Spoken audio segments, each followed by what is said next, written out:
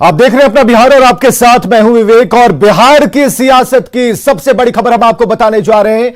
ललन सिंह बने हैं जेडीयू के राष्ट्रीय अध्यक्ष। ध्यान से सुनिए, ललन सिंह बने हैं जेडीयू के राष्ट्रीय अध्यक्ष। राष्ट्रीय कार्यकारिणी की बैठक में ललन सिंह के नाम पर मुहर लग गई। अध्यक्ष पद से आरसीपी सिंह का इस्तीफा। और आज की सबसे बड़ी खबर हम आपको बता रहे हैं कि ललन सिंह जेडीयू के राष्ट्रीय अध्यक्ष बनाए गए हैं। राष्ट्रीय कार्यकारिणी की बैठक चल रही थी, काफी लंबी बैठक थी और यह जो फैसला है यह 4 बजे से इस पर मंथन शुरू हुआ और इसके बाद आखिरकार यह रिजल्ट आया जो सियासी फिजाओं में पहले से ही जिसकी गूंज थी कि ललन सिंह ही बनाए जाएंगे जेडीयू के नए राष्ट्रीय अध्यक्ष।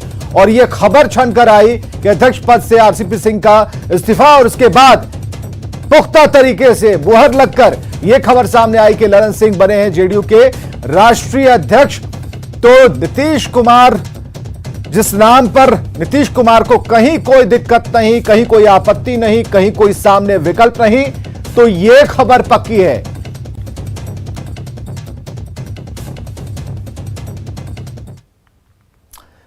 तो ललन सिंह जेडीयू के राष्ट्रीय अध्यक्ष बनाए गए हैं और दिल्ली में जेडीयू राष्ट्रीय कार्यकारिणी की बैठक में ललन सिंह के नाम पर मुहर लगी है और इसके साथ न्यूज 18 बिहार झारखंड की खबर पर मुहर लग गई। नए अध्यक्ष के नाम का पता चलते ही दिल्ली से लेकर बिहार तक पार्टी कार्यकर्ताओं ने जश्न मनाया है।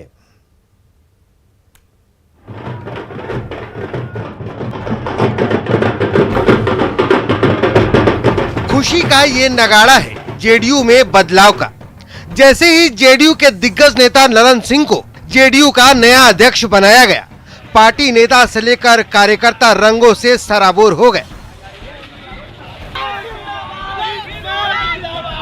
ललन सिंह को कमान सौंपने के बाद दिल्ली से लेकर पटना तक जेडीयू कार्यकर्ता पूरे जोश में दिखे। की घोषणा होते ही पार्टी कार्यालय में देख सकते हैं किस तरह से जश्न का माहौल है। तमाम लोग यहाँ पर पहुंचे हैं। आप बताइए, ललन सिंह को नया राष्ट्रीय अध्यक्ष बनाया जा रहा है पार्टी की तरफ से। ललन सिंह को राष्ट्रीय अध्यक्ष बनाया गया हमारे नेता आदरणीय नीतीश कुमार के माध्यम और पार्टी के सभी नेताओं के माध्यम। ललन सिंह पर जो जिम्मेदारी मिली है तो हम एक ऊर्जावान राष्ट्रीय अध्यक्ष दिए हैं, ये पार्टी ने तय किया है। दिल्ली में जेडीयू की राष्ट्रीय कार्यकारिणी की बैठक में ललन सिंह के नाम पर मुहर लगा दी गई। अब जेडीयू की कमान ललन सिंह के हाथों में है। अध्यक्ष पद के लिए पार्टी के संसदीय बोर्ड के अध्यक्ष उपेंद्र कुशवाहा भी प्रबल उम्मीदवार बताए जा रहे थे, लेकिन मुख्यमंत्री नीतीश कुमार ने ललन सिंह पर ही भरोसा जताया। राजीव रंजन सिंह ललन बाबू पार्टी के राष्ट्रीय अध्यक्ष बने, मुंगेर संसदीय निर्वाचन क्षेत्र के एमपी हैं और सबसे महत्वपूर्ण है कि राजनीति के अपराधीकरण पर उन्होंने बजट प्रहार जो किया था और राजनीति के एक नए रोल मॉडल के रूप में पार्लियामेंट तक पहुंचे थे। अब पार्टी के कार्यकर्ताओं को इस बात के लिए आत्मगौरव है। ललन सिंह मुंगेर से सांसद हैं और नीतीश कुमार के बेहद करीबी माने जाते हैं। संगठन पर भी ललन सिंह की अच्छी पकड़ है।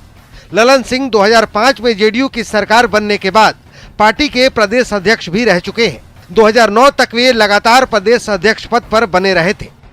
ललन सिंह जी को राष्ट्रीय अध्यक्ष बनाया गया और पहले प्रदेश के अध्यक्ष थे। आज बिहार में खुशी का माहौल है। ऐसे जो संगठन में बहुत मजबूत पहले अध्यक्ष रहे, संगठन में अच्छा पकड़ है और निश्चित तौर पर आज नीतीश कुमार जी जनता दल के लिए एक अच्छा निर्णय है। नीतीश कुमार ने ललन सिंह को पार्टी का राष्ट्रीय अध्यक्ष बनाकर ये साफ संकेत दे दिया है कि जेडीयू सबको साथ लेकर चलने वाली पार्टी है। न्यूज 18 के लिए दिल्ली से अमितेश कुमार और पटना से आनंद अमृतराज की रिपोर्ट। तो ललन सिंह के जेडीयू अध्यक्ष बनने के बाद कार्यकर्ताओं में जोश दिख रहा है। जायजा लिया है हमारे सहयोगी अमितेश कुमार ने। जेडीयू के नए राष्ट्रीय अध्यक्ष ललन सिंह होंगे, इस बात की घोषणा होते ही पार्टी कार्यालय में देख सकते हैं किस तरह से जश्न का माहौल है। तमाम लोग यहाँ पर पहुंचे हैं। आप बताइए, ललन सिंह को नया राष्ट्रीय अध्यक्ष बनाया जा रहा है पार्टी की तरफ से। ललन सिंह को राष्ट्रीय अध्यक्ष बनाया गया हमारे नेता आदरणीय नीतीश कुमार के माध्यम और पार्टी के सभी नेताओं के माध्यम। ललन सिंह पर जो जिम्मेदारी मिली है तो हम एक ऊर्जावान राष्ट्रीय अध्यक्ष दिए हैं, ये पार्टी ने तय किया है। पूरे देश में वार्ड का, प्रखंड का, जिला का और पूरे राष्ट्र की जिम्मेवारी जनता दल यू का जिम्मेवारी जो है ललन सिंह के कांधे पर दिया गया। नहीं, पूरी पार्टी के तपस्या के कारण ललन सिंह निश्चित रूप से और कुछ कार्यकर्ता हैं, इनसे बात करेंगे। आप बताइए, ललन सिंह को जिम्मेदारी दी गई है, अब तक आरसीपी सिंह थे, आरसीपी सिंह के बाद अब ललन सिंह को जिम्मेदारी दी गई है, कैसे देख रहे हैं आप? कार्यकर्ता हैं, पुराने कार्यकर्ता हैं जेडीयू। पुराने करते हैं।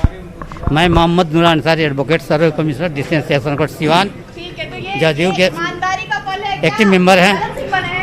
आरपी सिंह की जिम्मेदारी दी गई थी, वो कैबिनेट मंत्रिमंडल में ले लिया गया, इसलिए आज ललन सिंह को दिया कि जिम्मेदारी बहुत अच्छा है। ललन सिंह पुराने हैं, एमपी हैं, वो काम अच्छा करते हैं, करेंगे। तमाम कार्यकर्ता है जेडीयू के यहाँ पर जो कि जश्न में डूबे हुए हैं, खुशी का माहौल है यहाँ पर, और तमाम लोग नारेबाजी कर रहे हैं। तमाम जो कार्यकर्ता है यहाँ पर, उनकी तरफ से जश्न मनाया जा रहा है। ललन सिंह के राष्ट्रीय अध्यक्ष बनते ही जेडीयू के राष्ट्रीय कार्यक्रम में इसी तरह से जश्न का माहौल है। कैमरामैन योगेंद्र के साथ अमितेश, न्यूज 18 दिल्ली।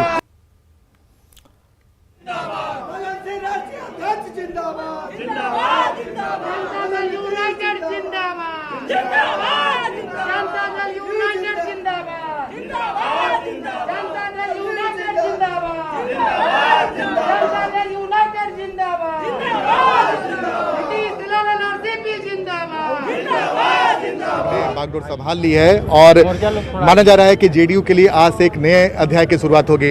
नीरज कुमार हैं, पंकज जी हमारे साथ विधायक हैं जेडीयू के।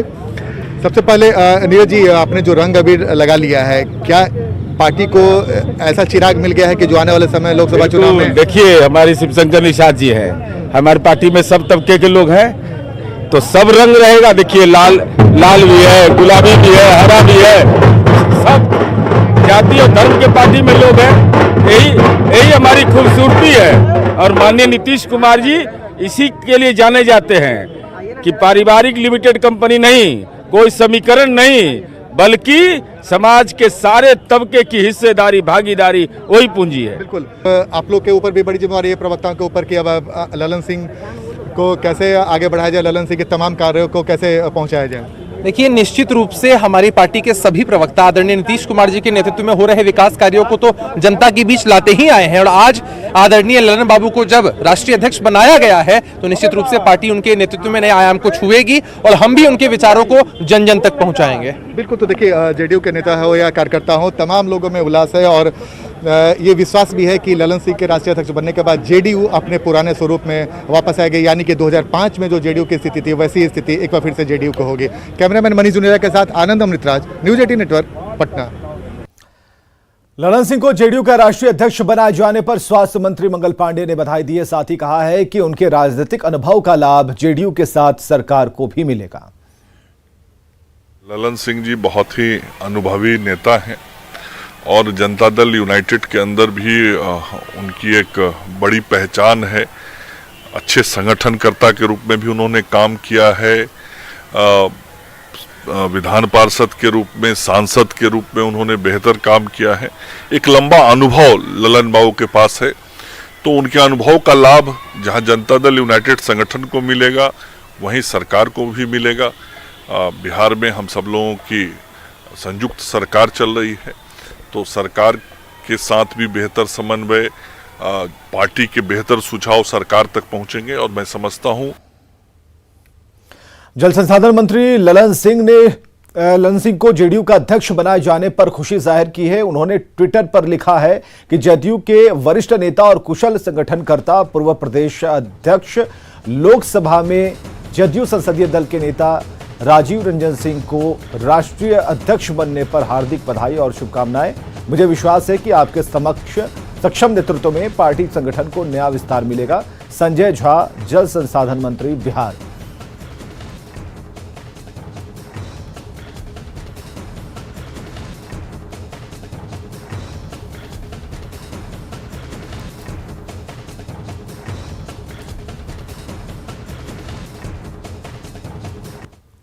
और चलिए सीधे पटना का रुख करते हैं। हमारे साथ आनंद अमृतराज हमारे साथ, हमारे सहयोगी। तो ये प्रकरण जो पूरा चला, दिन भर गहमा गहमी रही और आखिरकार 5, साढ़े 5 और 6 बजे के बीच में जो बातें ललन सिंह के तौर पर सामने आई, माहौल कैसा है ये जानना बेहद जरूरी है। आनंद, दिन भर तो सन्नाटा रहा, लेकिन शाम में ऐसा कुछ हुआ कि हर तरफ रंग रंग गुलाल सभी उड़ने लगे। देखिए निश्चित तौर पे, और सबसे पहले हम तस्वीरें दिखाते हैं अपने दर्शकों को जो न्यूज़ 18 लगातार देख रहे हैं, हम उनको तस्वीर दिखाते हैं। देखिए बैंड बाजा लगातार बज रहा है। जैसे ही इस बात की सूचना पटना में पहुंची जेडीयू कार्यालय में कि ललन सिंह जेडीयू के राष्ट्रीय अध्यक्ष बन गए, उसके बाद से लगातार बैंड बाजा का दौर जारी है और अभी भी बड़ी संख्या में जो कार्यकर्ता है जेडीयू के वो भी यहाँ पर मौजूद है। और हर कार्यकर्ता के चेहरे पर अगर आप देखें, हर कार्यकर्ता के चेहरे पर देखें तो आपको रंग अबीर गुलाल सब नजर आएगा। तो आप समझ सकते हैं कि जेडीयू के लिए आज का दिन बहुत बड़ा है और जेडीयू कार्यकर्ताओं को लगता है कि आज का दिन जेडीयू के लिए एक टर्निंग पॉइंट साबित हो सकता है। और सिर्फ कार्यकर्ता ही नहीं, नेता और प्रवक्ता सब लोग यहाँ पर मौजूद हैं। नीरज कुमार लगातार यहाँ पे पहुंचे अपने समर्थकों के साथ, ये भी बेहद उल्लासित है। नीरज जी, चेहरे पे जरा खड़ा हो जाइएगा, चेहरे पे रंग अबीर गुलाल, बैंड बाजा जेडीयू में, ये तस्वीर आज कुछ अलग लग रही है। ऐसा तस्वीर तो जिस दिन आरसीपी सिंह जब केंद्रीय मंत्री बने थे वैसी ही तस्वीर दिखाई दे रही है। बिल्कुल यही चकाचक है जनता दल यू का, विरोधी छटपट है, हमारे कार्यकर्ता उत्साहित है। विरोधी क्यों छटपट है, मतलब इसके पीछे क्या इसका कारण है? देखिए लालू जी जो है हमारे विरोधी, तो उनका जो कानूनी इलाज हुआ ना, तो उसके शानदार जानदार दमदार डॉक्टर रहे ललन बाबू। आज देखिए बिल्कुल हम चलिए मान लिए, लेकिन आज का दिन आपके पार्टी के लिए, विरोधी पार्टी के लिए फिर से कभी क्यों बोला? आज मेरी पार्टी का अंदरूनी मामला था, ये ट्विटर बाबू का क्यों बयान दिया?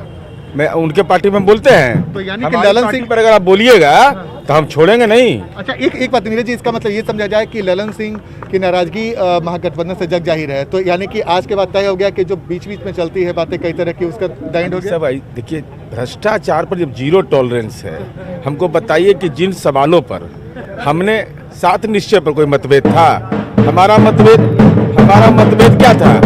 तो हम जब अभी भी पटियाला कोर्ट में दंडवत, वो बातें फिर से आएंगे जी, लेकिन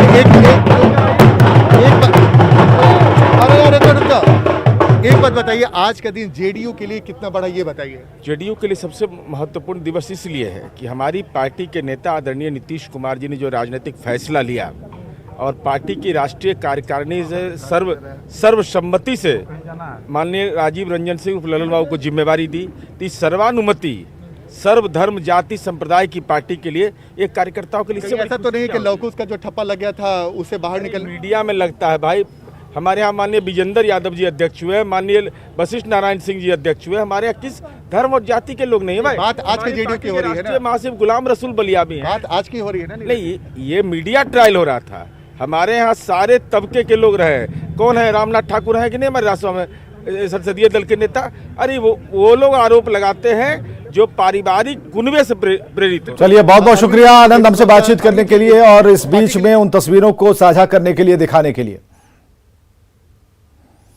बिहार में सीएजी ने पथ परिवहन निगम के अधिकारियों का बड़ा खेल पकड़ा है। बिहार राज्य पथ परिवहन निगम ने अपने ही कार्यालय सुल्तान पैलेस की जमीन और भवन का फिर से अधिग्रहण कर 259 करोड़ रुपए की आमदनी दिखा दी है। सीएजी के खुलासे के बाद इस मामले को लेकर सियासत परवान पर है। बहुत ही हैवी आया है इस बार और काफ़ी चीज़ें जो हैं अनियमितताएं दिख रही हैं, गड़बड़ घोटाले दिख रहे हैं, तो इसलिए हम लोगों ने एक टीम को गठित किया है और विशेष दिन पे इसको ला करके प्रेस कॉन्फ्रेंस करके सारी मुद्दे को सामने लाएंगे और सरकार से जवाब मांगेंगे। जितने निर्माण कार्य हुए हैं उसमें गड़बड़ी हुई है। फ्लाईओवर निर्माण में गड़बड़ी को सीएजी ने पकड़ा है, दलितों के आवास निर्माण में गड़बड़ी को पकड़ा है, और तो और परिवहन निगम के भवन को लेकर भी एक अजीबोगरीब बात आई है। जो ऑलरेडी उनकी संपत्ति है उसको फिर से दोबारा खरीद कर दिखा रहे हैं। तो वित्तीय अनियमितता या वित्तीय अराजकता कहिए, इन तमाम चीज़ों को सीएजी ने उजागर किया है और मैं समझता हूँ इस मामले में सरकार को, खासकर मुख्यमंत्री जी को स्थिति को स्पष्ट करनी चाहिए। ये बिहार सरकार की यह प्राथमिकता रहती है, हम लोगों की यह प्राथमिकता रहती है कि कहीं भी किसी तरह की गड़बड़ी नहीं हो। गड़बड़ी पाई जाती है तो उस पर कार्रवाई भी होती है। बहुत सारे सरकार के विभाग अपनी वित्तीय ज़रूरतों को पूरा करने के लिए, आप जानते हैं कोविड के दौर से देश गुजर रहा है, तो वित्तीय भार भी बहुत सारे डिपार्टमेंट्स पर हैं। तो वित्तीय बोझ को कम करने के लिए अलग अलग मेजर्स अपनाए जाते हैं। अब जिस मामले की चर्चा कर रहे हैं विस्तार से तो परिवहन विभाग के जो अधिकारी हैं वो इसके बारे में बता पाएंगे, लेकिन मैंने आपको सरकार की प्राथमिकता बड़े स्पष्ट तरीके से बता दी है। इधर बांका में पिछले साल बना डायवर्जन पानी के तेज बहाव में बह गया, जिससे हजारों लोगों का जिला मुख्यालय से संपर्क टूट चुका है। जिले के बाराहाट, बौंसी, रजौन, सुरधौरैया प्रखंड जिला मुख्यालय से कट चुके हैं। बांका शहर का संपर्क कई प्रखंडों से टूट गया है। शनिवार की सुबह करीब 7 बजे चांदन नदी पर बना डायवर्जन पानी की तेज धार में बह गया, जिससे बांका बाउंसी रोड से टाका मोड़ होकर शहर में प्रवेश पर रोक लग गई है। जिला प्रशासन की ओर से पाइप देकर ठीक किया जा रहा है। लगभग 40 करोड़ की लागत से पुल का निर्माण शुरू हो गया है। इसको लेकर डायवर्जन 1 साल पूर्व बनाया गया था। 2 दिन से हो रही बारिश के कारण अत्यधिक पानी के दबाव से एक जगह से कट गया है। इस कारण लोगों का आना जाना भी बंद हो गया है। जिलाधिकारी ने बताया कि इसे ठीक कराया जा रहा है। अगर ये आज कटाव हो जाता है तो आज के बाद ये 4 प्रखंड के लोग 25 किलोमीटर घूम के यानी अमरपुर इंग्लिश मोड़ होते हुए ही जाना पड़ेगा। भागलपुर से बांका शहर जाने के लिए अभी अमरपुर का रास्ता है। बांका बाउंसी रोड से अगर आप बांका शहर जाना चाहते हैं तो आपको पुनिसिया के पास बाईपास का सहारा लेना पड़ेगा। इससे करीब 13 किलोमीटर की दूरी बढ़ जाएगी। और खगड़िया के मधुआ गांव के लोग हर साल होने वाले कटाव से परेशान हैं। सैकड़ों एकड़ जमीन नदी में समा गई है। अब कटाव मधुआ बांध तक पहुंच गया। लोगों को अब गांव के अस्तित्व पर भी खतरा मंडराने लगा है। खगड़िया के मधुआ गांव के लोग हर साल गंडक नदी से हो रहे कटाव से परेशान हैं। सैकड़ों एकड़ की खेती युक्त जमीन नदी में समा गई है, जिससे किसान खासे परेशान हैं। खेत में ही फसल बर्बाद हो गई है। वहीं कटाव से कई फसलें पानी में बह रही हैं। अब कटाव मधुआ बांध तक पहुंच गई है। ऐसे में गाँव वाले खौफजदा है कि अगर कटाव का स्थायी समाधान नहीं निकलता है तो उनके गाँव का अस्तित्व खत्म हो जाएगा। पहले सर जो है सो बहुत दूर थी नदी जो है सो, उसके बाद धीरे धीरे करते करते जो है सो साहब सट गया है बांध में।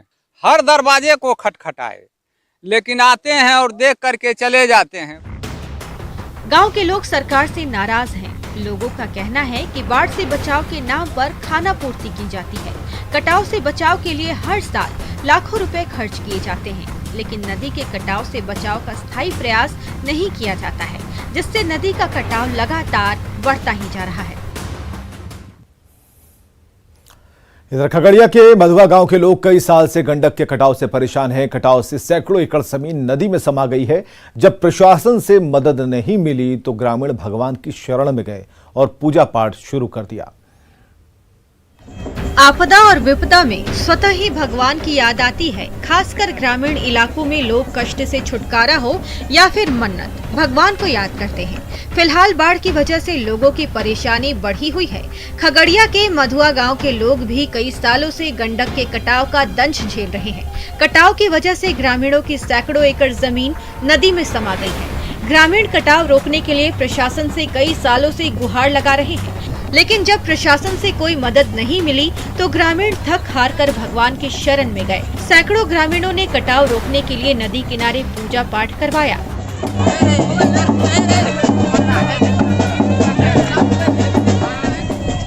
ढोल और बाजा बजाया गया।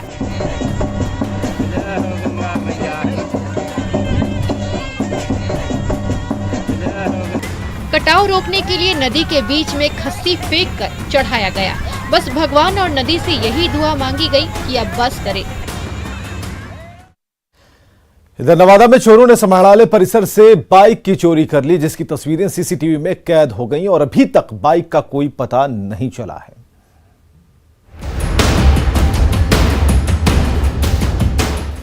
बिहार शरीफ के हरनौत बाजार में बुधवार को दुकानदार से हुए लूटपाट का सीसीटीवी फुटेज सामने आया है। तस्वीरों में साफ दिख रहा है कि 3 नकाबपोश बदमाश दुकान के अंदर दाखिल होते हैं और तमंचा लहराकर नोटों की डिमांड करते हैं। जब दवा दुकानदार आनाकानी करते हैं तो ये अपराधी उन्हें थप्पड़ पर थप्पड़ जड़ते दिख रहे हैं।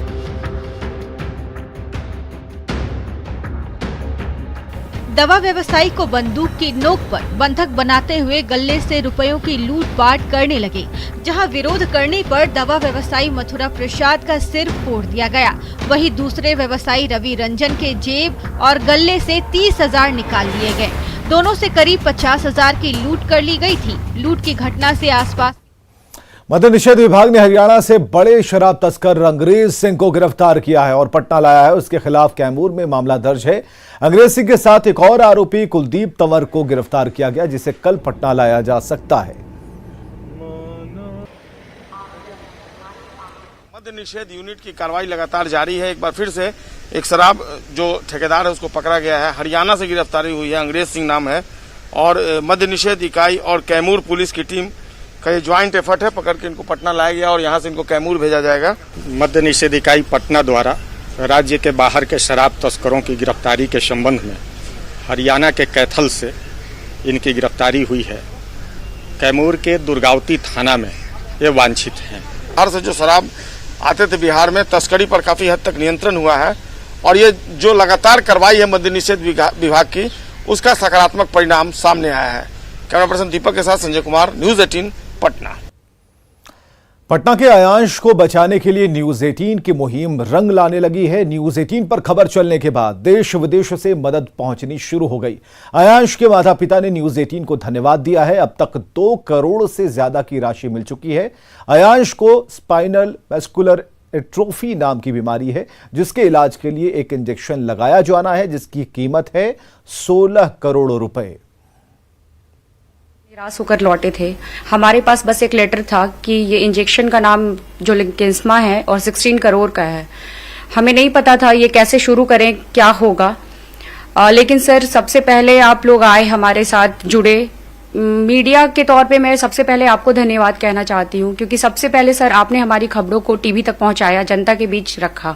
हमने 2 करोड़ समथिंग अमाउंट हमारे पास आ चुका है।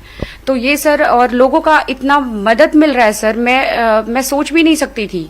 मैं सबसे पहले सर हाथ जोड़कर धन्यवाद कहना चाहती हूँ उन लोगों को जिन लोगों ने हमारी मदद की, और जो लोग कर रहे हैं उनको भी मैं धन्यवाद कहना चाहती हूँ। पाकिस्तान से हम लोग के पास फोन आया था कि हम लोग पाकिस्तान के रहने वाले हैं, आपका खबर यहाँ तक पहुँच चुका है कि हम लोग आपके बच्चे के लिए पाकिस्तान से हम लोग जो है मदद भेज रहे हैं, आपके बच्चे के जान बचाने के लिए। दुबई से फोन आता है, कतर से, अबू धाबी से, पाकिस्तान से तो मैं बता ही दिया आपको, ओमान से, इस तरह से कनाडा से, ऑस्ट्रेलिया से, अमेरिका से फोन आता है। और एक छोटे से अंतराल के बाद देखिए जोहार झारखंड।